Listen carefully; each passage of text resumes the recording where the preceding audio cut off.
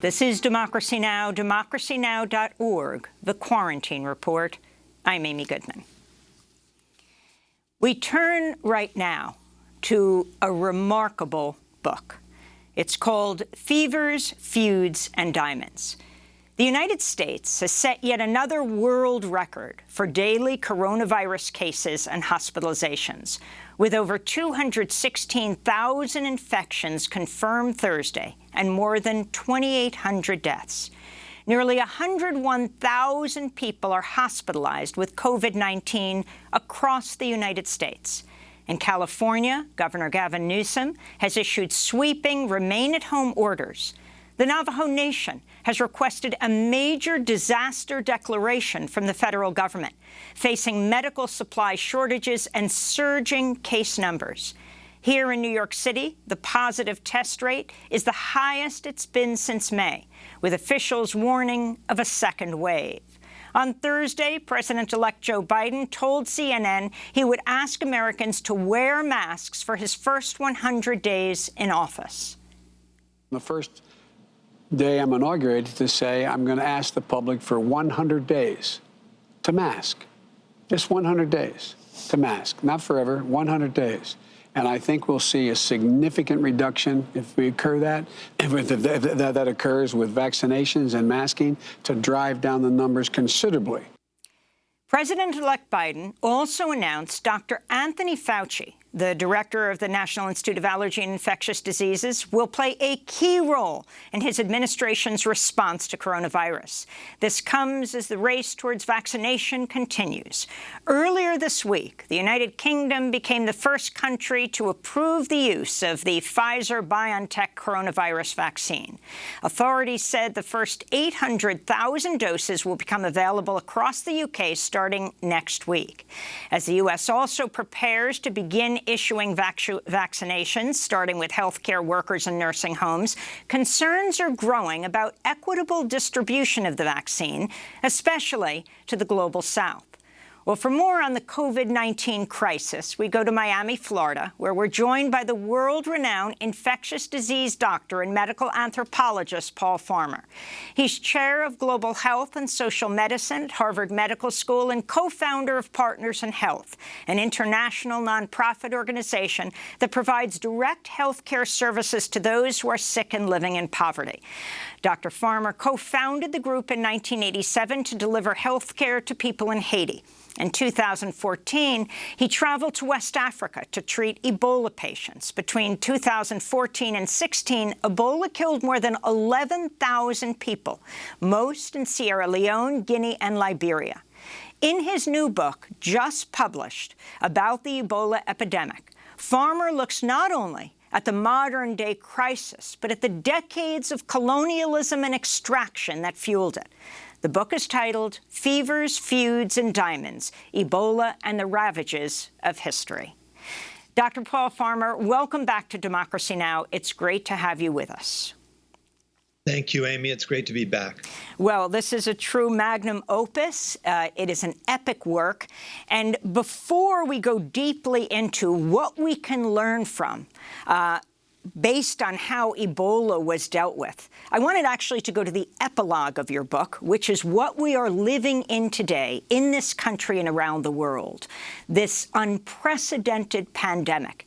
And as we speak today, Paul, all records have been shattered, not in the poorest countries in the world, but right here in the wealthiest country in the world. Over 2,800 people have died. We have less than 5% of the world's population, but nearly 20% of the world's infections and deaths. How is this possible? Well, I mean, we are facing the consequences of decades and decades of underinvestment in public health and of centuries of misallocation of funds away from those who need that help most. And, you know, all the social pathologies of our nation come to the fore during epidemics, and during a pandemic like this one, we're going to be showing the rest of the world, warts and all, how we have shown the rest of the world how badly we can do. And now we have to rally, use new tools that are coming online, but address some of the older pathologies of our care delivery system and of our country. I think that's where we are right now. In your epilogue, you begin by saying, the only means of fighting a plague, observes Dr. Hu, the protagonist of Albert Camus' novel set in a fictional Algerian city, is common decency. And I thought about that in relation to national policy. You have President-elect Joe Biden and Vice President-elect Kamala Harris yesterday talking about what they will do. Now, he has long known Dr. Fauci, who will play a key role. Vivek Murthy was just being named the Surgeon General. He's saying that for the first 100 days, they will ask the entire U.S. population to wear masks. And yet this flies directly counter to what President Trump is doing right now, who will hold scores of holiday parties inside the White House. The Secretary of State, Mike Pompeo, has invited nearly 1,000 people to the State Department for holiday parties. Of course, this is inside. It's winter. We're not just talking about what the future will look like. President Trump is in office for another almost 2 months. When you have nearly 3,000 people dying a day, we're talking about tens of thousands of more needless deaths. What needs to happen right now in the United States? Well, first of all, I think that it's a great tragedy that such matters as masking or social distancing or even shutting down parts of the economy that contribute to risk but are, it's just a shame that that's been politicized. These are not political or partisan actions. They're public health strategies. Right now, they're all we've got. But even when the vaccine is online or begins to come online, we have no history of seeing a vaccine taken up so rapidly that it would alter the fundamental dynamics of a respiratory illness like this. So we're facing, as President-elect Biden said, a long, dark winter. And if we can make a difference that could spare tens of thousands and perhaps more than 150,000 lives, then we should do that. Whether or not these are called mask mandates or pleading from the president, we need state and local authorities to come together and underline the nonpartisan and life-saving nature of some of these basic protective measures. We need to invest very heavily in making sure the vaccine goes to those who need it most and those who've been shut out of previous developments like this or shut out for too long. So we have a lot of work ahead of us this winter, but no small amount of it is going to rely on individual families and communities to take up some of these measures rapidly to make sure that the dark winter does not lead to a blighted spring. Dr. Farmer, can you comment quickly on these vaccines for people to understand the first, what's called mRNA, messenger RNA vaccines, what they actually do in the human body? Do they make you immune, or you can get sick and be a carrier, but you yourself, you mean you can be infected and be a carrier, but you yourself will not get very sick? Explain the choice of who gets the vaccine, also the fact that this has not been studied in children, people under 14, and so what this means for kids. Well, in general terms, let me just say that in the 30-plus years I've been involved in this work, I've never seen such a rapid development of a novel preventive for a novel vaccine. So there's a lot to celebrate in terms of the global effort to come together to develop new vaccines. Again, in general terms, the idea is that instead of having a natural infection, in this case, breathing in the novel coronavirus and getting sick, which leads to the outcomes that we know, death or recovery with sequelae, it also leads probably to immunity. That's what it's like with other viral infections in humans, or almost all of them. So what the vaccine does is introduce something that will trick the body into believing that it's being invaded by the virus. In this case, it's focused on a particular protein on the outer surface of the virus, and generate that immune response, which is often robust and enduring, at least with other viruses. Now, in the case of any novel pathogen, we don't know for sure how long that immunity lasts, right? I mean, how could you? It hasn't been studied for long, but we know about other viruses and can take some lessons from those. And in the case of this new vaccine, or this new type of vaccines, the mRNA vaccine, we're also dealing with that unknown. This is a new kind of vaccination. This is a new approach.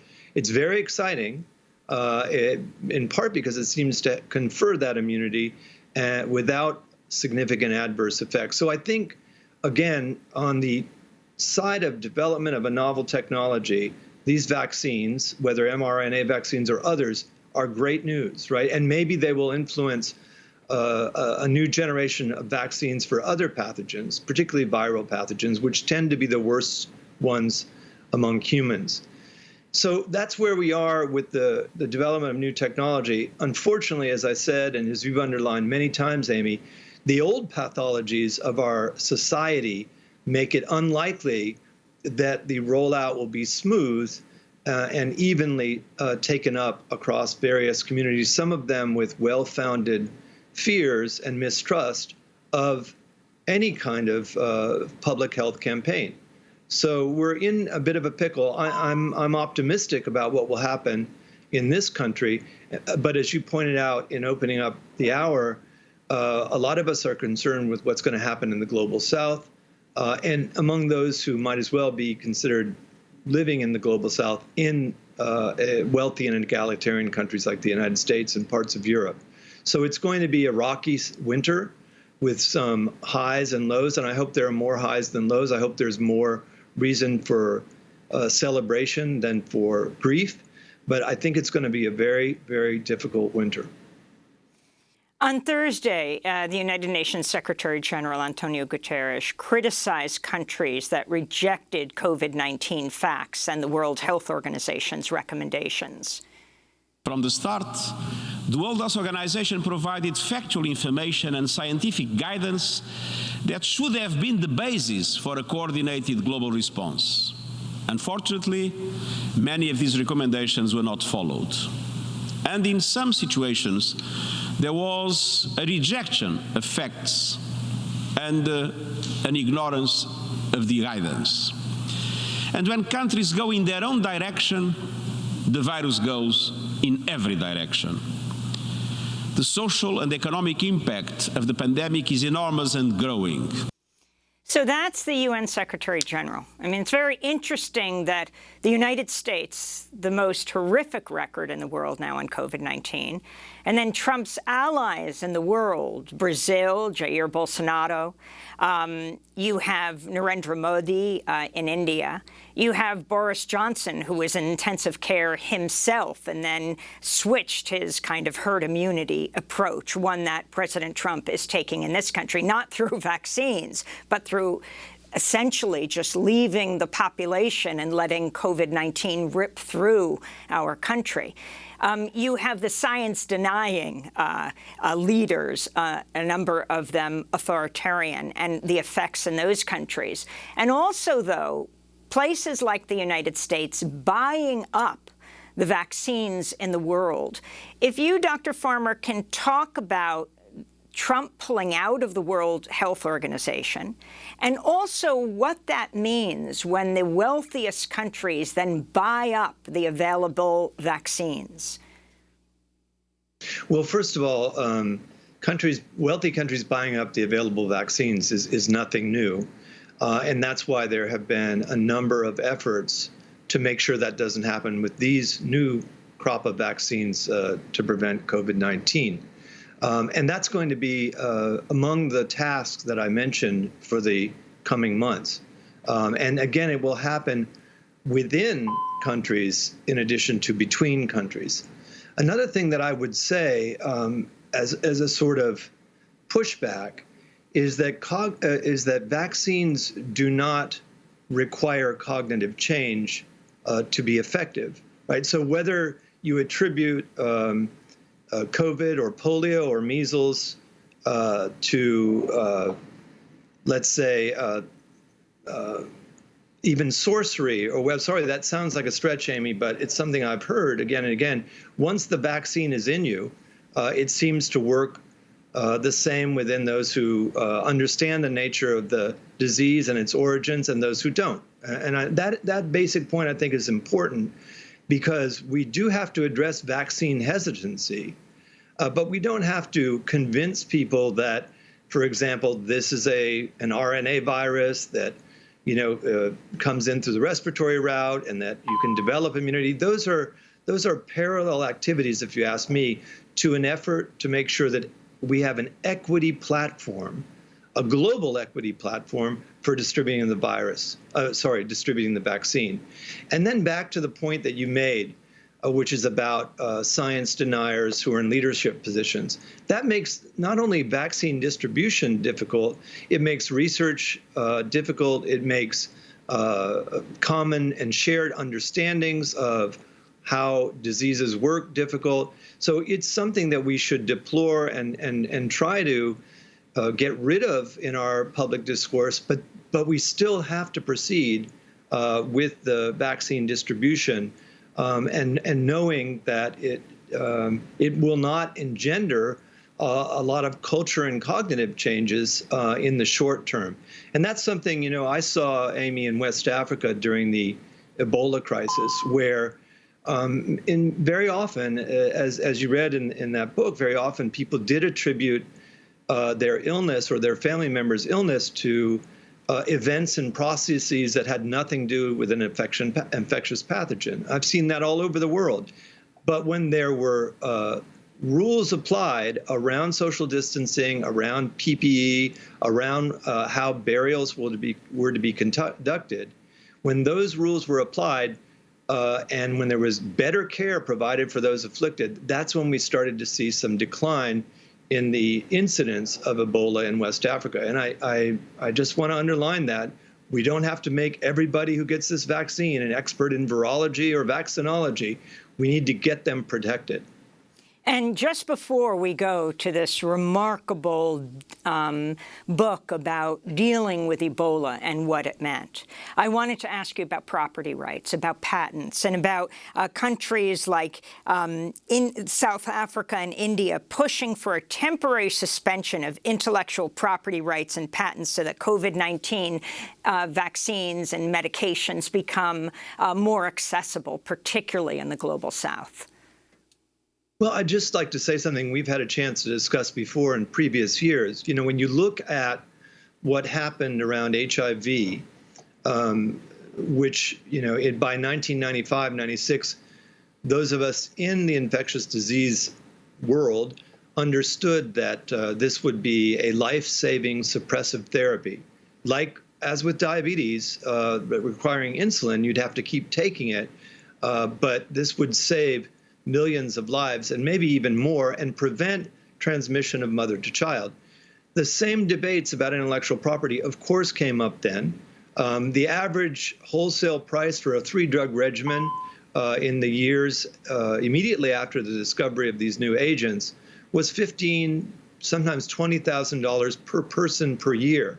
So if you split your time between Harvard and Haiti, as I had and do, you would imagine, if you couldn't have an imagination beyond conventional property rights discussion, that the majority of the world would be shut out of access to this therapy. And of course, that made the most difference on a continent level in Africa, where the majority of people living with HIV and dying with HIV were at the time. And what happened later was the production of generic versions of these drugs, often in India or China or even South Africa, right? So that a much lower cost could be tied to the same agents. And when I say much lower, I mean a reduction really even within those early years from 15 to 20,000 to about $300 per person per year. And with groups like the Clinton Foundation getting involved, those prices dropped even further. And right now you can get a really good 3-drug regimen, even with some pediatric formulations for children, for about $60 per patient per year. So that you could say that took a long time, but it didn't take a long time in terms of the impact that it could have. Millions and millions of lives, maybe even 16 to 20 million lives, are being saved by these drugs. But in some places like Rwanda, where I've spent 10 years, you saw the virtual eradication of AIDS among children. Because if mom is on therapy, the transmission to babies in utero or through breastfeeding probably really does not occur. And this is not a hypothetical development. This has already happened in Rwanda, which is a very poor country with a very robust public health and care delivery system. We're going to go to break, and when we come back, we're going to talk about fevers, feuds, and diamonds, Ebola, and the ravages of history. Our guest for the hour, Dr. Paul Farmer. Stay with us.